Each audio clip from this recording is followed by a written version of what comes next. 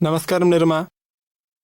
మీ ఆశీర్వాదంతో నా భార్యతో ఏవైతే ప్రాబ్లమ్స్ ఉండేయో అవన్నీ సాల్వ్ అయిపోయినాయి. కానీ నాన్నగారితో ప్రాబ్లమ్ సాల్వ్ అవ్వట్లేదు. ఇంకా వాటిల్ని ఎలా పరిష్కరించాలో తెలియటం లేదు. ఆయన అహంకారం నా అహంకారం అడ్డుపడుతుంది. నాన్నగారితో వయసు పెరిగింది, ఇంకా ఎందుకు ఆయన్ని? వృద్ధాప్యంలో ఏం అహంకారం ఉంటుంది? ఏది ఉందో అది చిన్నపిల్లల స్వభావమే. ఇక మీరు యువకులు, ఇక యువకులకేమిటి? పిల్లల స్వభావం ఉన్న నాన్నగారితో ఏంటి అహంకారం చూపడం వల్ల ఏమైనా లాభం ఉందా? మనసులో ఆయన పట్ల ఆదరణ భావాన్ని ఉంచుకో. నాన్నగారాయన ఏం చేసినా కూడా ఆయన పట్ల మనపై ఉన్నది మమకారం. అది ఒక్క సెకండ్ కోసం కూడా మర్చిపోకూడదు. ఆయన ఏం చెప్పినా వినేయడమే. ఏముంది? అప్పుడే మీరు నాన్నగారు చేసిన ఉపకారం నుండి ముక్తి పొందగలరు. లేకపోతే మరోలా అవుతుంది మరి. అప్పుడు మీకు పశ్చాత్తాపం ఉంటుంది. అరేరే, నాన్నగారు లేరు, ఇప్పుడు నేను ఆయనతో ఎలా ప్రవర్తించాలి? అలా ప్రవర్తించాను, తప్పు చేశాను, ఇప్పుడు ఈ తప్పులన్నిటి నుండి ఎలా బయటపడగలను? ముందు నుండే ఇంత సరిగ్గా ఉంటే ఎంత బావుండేది. అలాంటి పరిస్థితి వచ్చే కంటే ఇప్పుడే మారిపోండి, మంచిది మీకోసం. అది అలాగే అయింది. ఈవేళ మధ్యాహ్నం నాకు ఫోన్ వచ్చింది. ఏంటంటే నాన్నగారు ఒంట్లో బాగాలేదు. నేను ఇక్కడికి వచ్చాను దీపావళిలో మీ కోసం. అయితే నాకు వెంటనే లోపల నుంచి గిల్టీ ఫీలింగ్ మొదలైంది. ఏంటంటే నాన్నగారితోటి ఆయనతోటి ఎంతో గొడవ పడ్డాను. అందుకని ఈవేళ భేదభావాలు వచ్చినాయి. ఇంకా గిల్టీ ఫీలింగ్ కూడా వచ్చింది. ఎందుకంటే ఎందుకు నాన్నగారితో నేను మంచిగా ప్రవర్తించటం లేదు. నాకు ఒక శక్తి కావాలి, నాకు మీ ఆశీర్వాదం కావాలి. ఎందుకంటే నేను నా అహంకారం నుంచుకొని నాన్నగారి దగ్గరికి వెళ్ళి చిన్నపిల్లాళ్ళలాగా క్షమాపణ అడగాలని. ఇంకా ఏదైతే నేను తప్పుగా ఎప్పుడైనా మాట్లాడుంటే అయితే దానికోసం క్షమించమని అడుగుతా. అన్నీ అడుగు, ఆయన కాళ్లపై పడు. ఆయన నీకు తండ్రి. ఇంతే కాదు, కానీ ఇప్పుడు ఆయన ఆరోగ్యం కూడా సరిగ్గా లేదు. మరి మీరు మీకోసం ఇది చక్కటి అవకాశం, బంగారం వంటి అవకాశం ఇది. మీ నాన్నగారికి మనస్ఫూర్తిగా సేవ చేయండి. మనస్ఫూర్తిగా సేవ చెయ్యి. ప్రతి కొడుకు తన తండ్రికి సేవ చేయాల్సి ఉంటుంది. ప్రతి కోడలు అత్తగారికి సేవ చేయాల్సి ఉంటుంది. కాని మనస్ఫూర్తిగా చెయ్యి. మనసు బాధ పెట్టకుండా చెయ్యి. దీని ప్రభావం ఆయనపై పడుతుంది. మీరు ఇన్నాళ్ళుండి మీరు చేసిన చెడు ప్రవర్తన, ఇలాంటివన్నీ ఉంటాయే, అన్నీ కూడా కడిగేసుకుపోతాయి. ఆయన మనస్సు శుభ్రంగా అవుతుంది, మీకు కూడా హాయిగా ఉంటుంది. నేను ఇలాగే చేస్తాను నిర్మా. ఈవేళ నేను వెళ్తున్నాను మీ ఆశీర్వాదం తీసుకొని. ఇంకా దీపావళిలో ఇంకా వచ్చే సంవత్సరానికి మీ ఆశీర్వాదం తీసుకోలేను. ఈవేళ నేను ఇంటికి వెళ్ళాలి కదా. తండ్రి సేవ చేయడానికి మించింది ఇంకోటి లేదు. ప్రపంచంలో ఇంకోటి ఏది కూడా లేదు దీన్ని మించింది. చాలా కృతజ్ఞతలు నిర్మా. అమ్మా, నాన్న, గురువు, వీరికి ఏమాత్రం అవకాశం దొరికినా ప్రతి ఒక్కరికి అవకాశం దొరకదు. మీకు దొరికింది అంటే దాన్ని తప్పక పూర్తి చేయండి. నాకు కొంచెం శక్తి ఇవ్వండి. అక్కడికి వెళ్ళిన తర్వాత ఏ ప్రాబ్లం రాకూడదు. శాంతంతో ఆయనతో క్షమాపణ అడుగుతాను. నా ఆశీర్వాదం ఉంది. నేను మీతోనే ఉన్నాను. తప్పకుండా సేవ చేయండి. నిరుమా, ఈయన నా భర్త. ఇంకా మా మావగారికి ఒంట్లో బాలేదు. మేము బయలుదేరాల్సి వచ్చింది. నేను కూడా చక్కటి కోడలుగా మీ ఆజ్ఞలో ఉండి ఆయనకి సేవ చేయాలని అనుకుంటున్నాను. నన్ను ఆశీర్వదించండి. సేవ అందరూ చేస్తారు.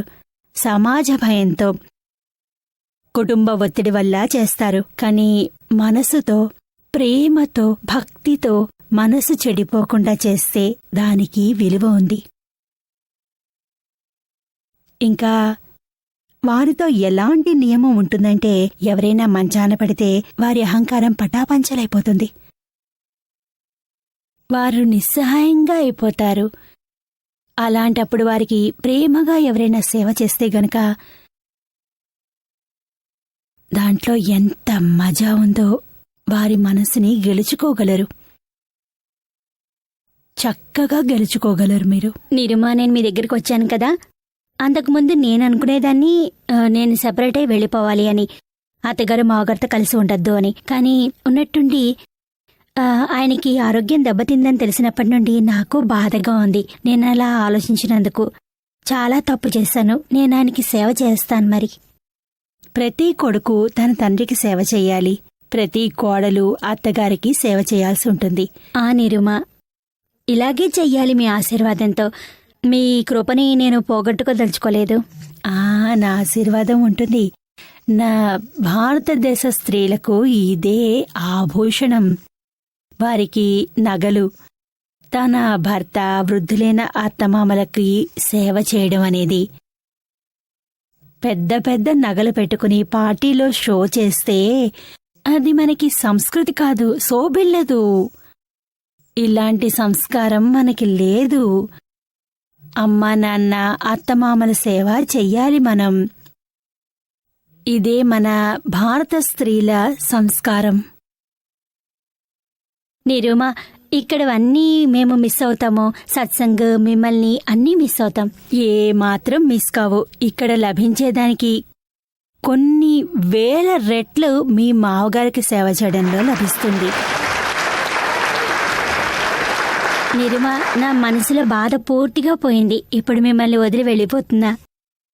చాలా మంచిది. మరి చాలా సంతోషంగా ఉంది. వారికి సేవ చేసేటప్పుడు నాకెంతో సంతోషం లభిస్తుంది. సంతోషంగా చెయ్యి. ఆయన లోపల నా చిత్రాన్నే చూడు. నా సేవ చేస్తున్నాన్న భావంతో చెయ్యి. అలాగే నిరుమా, ఇప్పుడు నేను ఇంకా బాగా చేస్తాను నిరుమా. ఇంకా నిరుమా, నా ప్రశ్న ఏంటంటే, చెప్పు. నాతో తోడుగా ఎవరైతే ఉన్నారో, నా ఫ్రెండ్స్ ఉన్నారు, వాళ్ళతోటి నాదిని వాళ్ళది ఏదైతే ప్రకృతి ఉందో దాంట్లో చాలా డిఫరెన్స్ ఉంటుంది. దాంతోపాటు ఎలా ఈడీ జోడు కుదిరించాలి, దాంతో ఏ ప్రకారంగా మాట్లాడాలి, దేంతోటైతే మనం ఒకళ్ళిద్దరు బాగా అర్థం చేసుకోవచ్చు, మా ఇద్దరి మధ్యన మంచి సంబంధం ఉండాలి.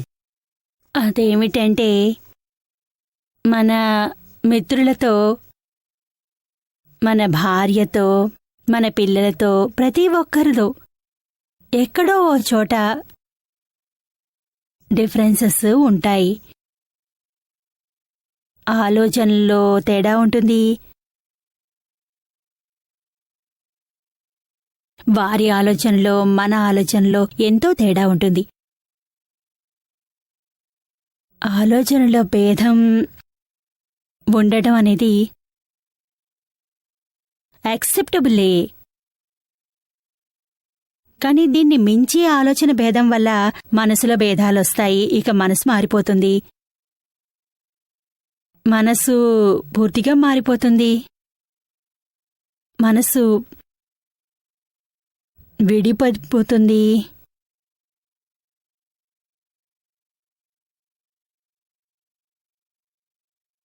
మనసు భేదం తర్వాత అవుతుంది.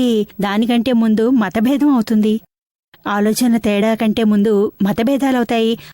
ఆ తర్వాత చివరికి మనసుల భేదం వస్తుంది. మనసుల భేదం వచ్చాక ఒకరి ముఖం ఒకరు చూసుకోరు. ఎదురు వస్తే మన మనసు కనిపిస్తుంది, హరే ఈ ముఖం ఎదురొచ్చిందా, అబ్బబ్బబ్బా. అలాగే అవుతుంది. ఏ పని కూడా మేము ఇద్దరం కలిసి చేయలేకపోతున్నాం. ఎప్పుడు నాతో పాటు నేను చాలా మంది సలహాలు తీసుకుంటాను, చాలా మందిని అడుగుతాను, ఇలా చెయ్యాలా, అలా చెయ్యాలా. అయితే అదే మాట అక్కడికి వచ్చి ఆగిపోతుంది. అది చాలా మటుకి ప్రకృతి వేరేగా ఉంటుంది. దానివల్ల ఏమవుతుందంటే, తను ఏదైతే చెప్తాడో అది నాకు ఇష్టం ఉండదు, నేను ఏదైతే చెప్తానో అది తనకిష్టం ఉండదు. సంబంధం ఏదైతే ఉంటుందో ఇద్దరూ కలిసి ఒక మంచి పని చేయాలి, అది అసలు అవ్వదు.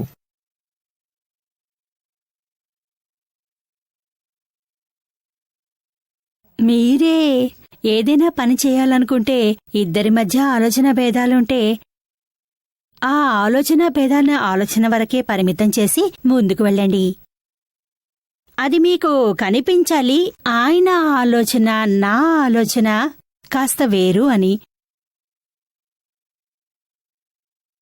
నేను ఆ వ్యక్తి, ఎదురుగా ఉన్న వ్యక్తి, ఇందులో తేడా లేదు. మేం ఒకరమే. మా ఇద్దరిలో ఎలాంటి తేడా లేదు. మా ఇద్దరి మధ్య ఉన్న ప్రేమలో ఇంతే ఎప్పటికీ ఉండి తీరాలి.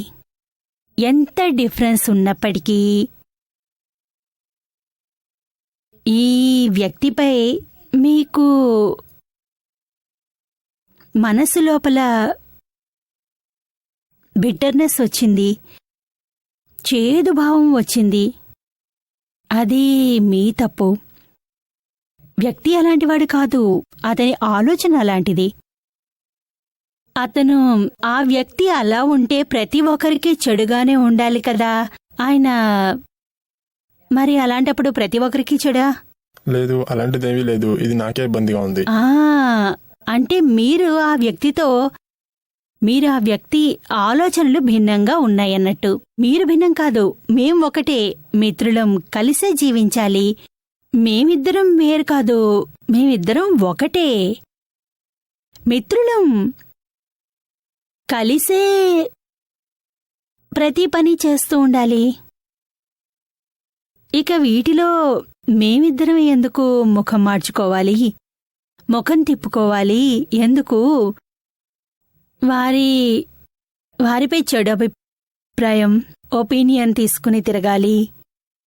ఇంతేకాదు, మీ వరకు మాత్రమే పరిమితం చేసుకుంటే, ఇంతేకాకుండా మీ మిత్రుని గురించి వారి తప్పులని, వారి తప్పు నిర్ణయాన్ని, వీటన్నింటినీ మీరు ఇంకోరికి కూడా వెళ్ళి చెప్తారు. చూడు, అతను ఎలా చేశాడు, ఇలా చేశాడు, నేను ముందే చెప్పాను ఇలా చేస్తే, ఇలాంటి డెసిషన్ తీసుకుంటే ఇలాగే అవుతుంది అని. చూడు, నేను చెప్పినట్టుగానే అయిందా లేదా?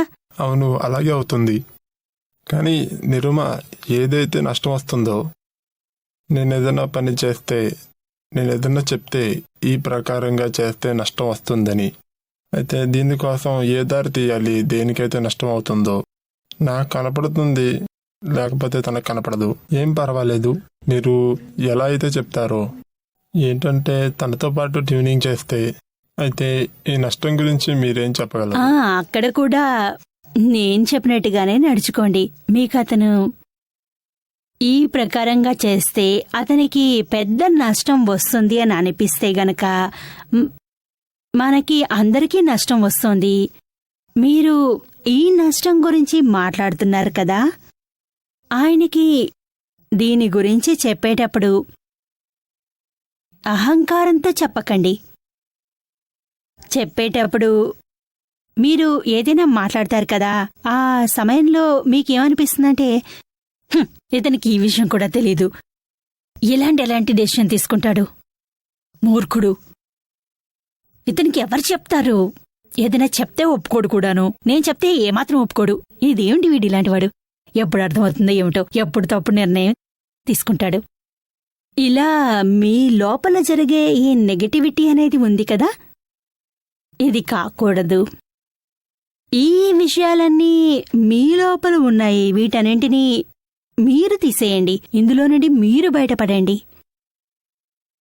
మీరు వారికి చెప్పేటప్పుడు ప్రేమగా చెప్పండి, కోపం లేకుండా చెప్పండి. చూడు, నాకిలా అనిపిస్తోంది, మీరు గనక ఇలా చేస్తే ఇంత నష్టం వస్తుంది. నా ఒపీనియన్ ఏమిటంటే మీరిలా చెయ్యొద్దు. ఆపై మీరు చేయాలనుకున్నా మీ ఇష్టం. ఇంతే. కోపం లేకుండా, ప్రేమతో, భావాన్ని పాడు చేయకుండా మీరు చెప్పి చూడండి. 2-4 ప్రసంగాల్లో దీని ప్రభావం మీకు చక్కగా కనిపిస్తుంది. మీకు కూడా అనిపిస్తుంది, ఇంత సులువైన విషయమా, ఇంత చిన్న విషయాన్ని ఇన్నాళ్లుగా నేను ఎందుకు చేయలేదు అని అనిపిస్తుంది. దీన్ని నేను గమనించలేకపోయాను. అతను తప్పకుండా ఒప్పుకుంటాడు. అహంకార ప్రాబ్లం ఇవన్నీను. ఒకరికొకరి అహంకారం ఘర్షణ పడుతున్నాయి. అతను అనుకుంటున్నాడు నేను చాలా తెలివైన వాణ్ణి అని, నేను మంచి నిర్ణయం తీసుకుంటాను అని. ఇక మీకనిపిస్తోంది నేను స్మార్ట్ అని. నిరుమా, అదేదైతే ఇప్పుడు ఏదైతే కౌంటర్ గురించి మాట్లాడామో దాంట్లో ఏమవుతుందంటే చాలా చోట్ల మన ఆర్పిఎం ఎక్కువ నడుస్తుంది, ఇంకా చాలా చోట్ల మన ఆర్పిఎం చాలా తక్కువ నడుస్తుంది. ఇప్పుడు ఎక్కడైతే ఎక్కువ నడుస్తుందో అక్కడ కౌంటర్ పుల్లింగ్ నడుస్తుంది. ఎప్పుడైతే తక్కువ నడుస్తుందో కానీ దానికోసం కోపంలో ఏదోటి అయిపోతుంది. అయితే ఇప్పుడు అర్థం కావట్లేదు, లోని హై ఎలా చేయాలి. లోని హై చేయడం చాలా కష్టం. హై లో అవుతుంది కానీ లో హై కాదు. తెలిసిందా? మీరు మీ యొక్క గ్రాస్పింగ్ పవర్ ఉంటే, ఫాస్ట్ అయితే, ఎదుటివారు తక్కువైతే మీరు దాన్ని డౌన్ చేయగలరు, కానీ ఎదుటివారు చేయలేరు. అవి లోగా ఉంటే మీరు దాన్ని ఫాస్ట్ చేయలేరు. అక్కడ ఇబ్బందులు ఎదురవుతాయి. అక్కడ ఎంతో టైం పడుతుంది కూడా. ఎవరి ఆర్పిఎం ఫాస్ట్గా ఉంటుందో వారి వద్ద ఎక్కువ సమయం ఉండడం వల్ల ఎప్పుడూ పాజిటివ్, వారిని పాజిటివ్ దృష్టితో చూడడం వల్ల మీలో కూడా ఫాస్ట్ అవుతుంది. దానికి ఎన్నో ఏళ్లు పడుతుంది. అయితే దానివల్ల ఏమవుతుందంటే నా ప్రకృతి ఏదైతే ఉందో అది చాలా సెన్సిటివ్. అయితే ఎవరిదైతే లోపాలు చూడకూడదో వాళ్ళ పాజిటివ్ పాయింట్ చూడాలా. అది నా వల్ల కాదు. కానీ సెన్సిటివ్నెస్ తీయటానికి ఏం చేయాలి? అనేది ఓ రకమైన అహంకారం. దీని ప్రభావం చాలా ఉంటుంది. ఇతరులకి తక్కువగా అనిపిస్తుంది. అదే విషయానికి మీకక్కడ ఇతరుల కంటే ఎక్కువగా ప్రభావం కనబడుతుంది. దీన్నే సెన్సిటివ్ అంటారు. ఈ సెన్సిటివ్నెస్ ని స్టడీ చేయండి. ఇలా ఎందుకు బాధపడాల్సి వస్తుంది అనేది. ఎంత ఇతరులకు అవుతుందో నాకు అంతే అవ్వాలి కదా, ఎందుకు ఎక్కువ అవుతుంది? ఇలా స్టడీ చేస్తూ వెళ్తే దాని నుండి బయటపడగలరు. దాని నుండి జాగ్రత్తగా బయటపడండి. మీకే తెలుస్తుందంతా. అర్థమవుతుంది ఇన్ని చిన్న విషయాల్లో ఏం చేయగలమని. బాధపడటానికి ఏమీ లేదని, కానీ దుఃఖంలాగే ఉంటుంది. అలా అంటారు, కానీ దుఃఖంలాగే ఉంటుంది. అది అయిపోతుంది, ఇంకా అవ్వకూడదని కూడా. నీ దృష్టిని పాజిటివ్ చేయి. నెగటివ్ దృష్టి నుండి బయటపడు. పాజిటివ్ దృష్టిలో ఉండు. అప్పుడు దుఃఖం ఉండదు. పాజిటివ్ దృష్టిలో ఉండే సుఖం లభిస్తుంది. నెగటివ్లో నుండి ఎప్పుడూ దుఃఖమే దొరుకుతుంది. ఇదే నియమం, సిద్ధాంతం. మరి మీరు ఎక్కడెక్కడికి దుఃఖం ఉందో అక్కడక్కడ పాజిటివ్గా మార్చుకుని ఆలోచించండి. మనసుని మార్చుకోండి. అయితే నా అహంకారం ఏంటంటే నేను ఏదైతే చేస్తున్నానో అది కరెక్టేనని. మాట వినే పరిస్థితి ఉండదు, ఇంకా పాజిటివ్ పాయింట్ కూడా చూడను. ఇప్పుడు నా మనసులో ఇవన్నీ మిగిలిపోయినాయి. ఇప్పుడు తెలియటం లేదు ఏం చెయ్యాలి. ఏమీ చేయాల్సిన పనిలేదు. మూడో వ్యక్తిని అడుగు ఏం చేయాలి అనేది. మూడో వాళ్ళని అడిగి చూడండి. ఇద్దరు మాటల్లో తేడా వస్తే ఇంకోళ్ళని అడగండి. వారు రెస్పాన్సిబుల్ పర్సన్ అవ్వాలి. ఇక ఆపై ఎలా అంటే అలా చేయండి.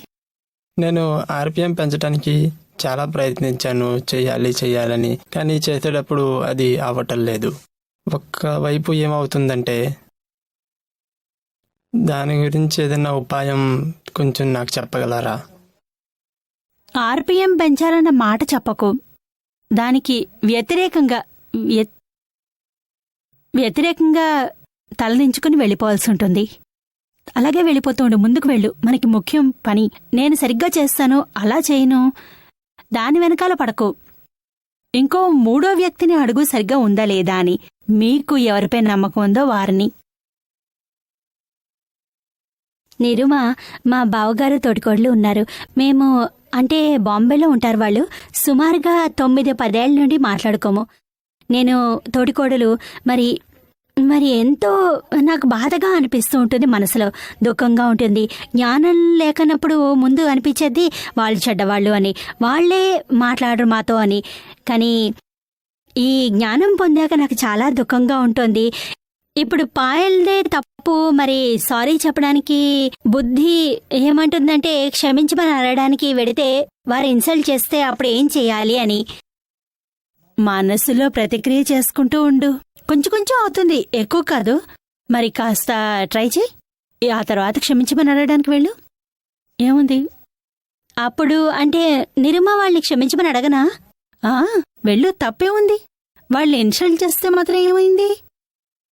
మనం ఇందులోంచి బయటపడాలి, మన క్షమాపణ అడగాలి. మనకు కావాలి. వాళ్ళు ఇన్సల్ట్ చేస్తే అది వారి లోపం, దాన్ని మనం చూడొద్దు. మనం చూసుకుందాం. మనం బయటపడిపోవాలి. మన వైపు నుండి మనం క్లియర్గా ఉండాలి. ఈ క్షమాపణ ఏదైతే ఉందో అది అహంకారం అడగట్లేదా? మరి ఇంకెవరు? ఇంకోరెవరున్నారు లోపల? అహంకారమే. అదే క్షమించమని అడగనివ్వదు.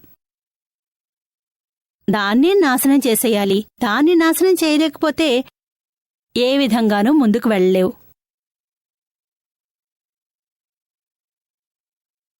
నేను ఎప్పుడూ ఈయనకి చెప్తాను, బాంబేకి వెళ్ళినప్పుడు వెళ్దాము, క్షమించమని అడుగుదాము అని. కానీ ఈయనే వద్దు అంటారు, క్షమాపణ అడగక్కర్లేదు అని. అయితే ఇప్పుడు నేను క్షమాపణ అడిగేస్తాను నిర్మా. అందులో నుండి బయటపడు. ఇంకా మనసులో పాజిటివ్ చూసి ముందుకు వెళ్ళు. పాజిటివ్గా ఉంచుకో. వారు కూడా మనతో చక్కగా ప్రేమగా మాట్లాడతారు అనుకో. వారు కూడా ఇవన్నీ వదిలేస్తారు. దూరాలు తొలగిపోతాయి. ఒకరి పట్ల ఒకరికి ఉన్న ద్వేషం పోతుంది. ఈ పాజిటివ్ భావాన్ని ఉంచుకుని వెళ్ళండి. ఎందుకు నెగటివ్ ఆలోచించడం? మనల్ని ఇన్సల్ట్ చేస్తారు, అప్పుడే చూసుకుందాం, స్వీకరిస్తాను అనుకోండి, అంతే. లేదు నిరుమా, ఈయన నెగటివే ఆలోచిస్తారు. వెళ్తామో మాట్లాడితే మళ్ళీ అన్ని విషయాలు ఆ ప్రాబ్లమ్సే వస్తాయి. మళ్ళీ ఏం చేద్దామో? ఈయన ఇలా నెగటివ్ మాత్రమే ఆలోచిస్తారు ఎప్పుడూను. అలా ఆలోచించక్కర్లేదు. ఇన్నేళ్లయింది. ఆయన కూడా కొంత తగ్గి ఉంటారు, చేంజ్ అయి ఉంటారు.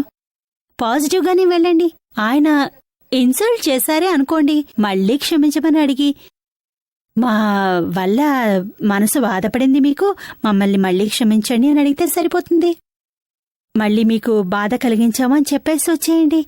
మొత్తం అంతా సరిపోతుంది. మీ బాధ్యత ఇంకా తీరిపోయినట్లే అన్నట్టు. మీకు ముక్తి లభించింది కదా.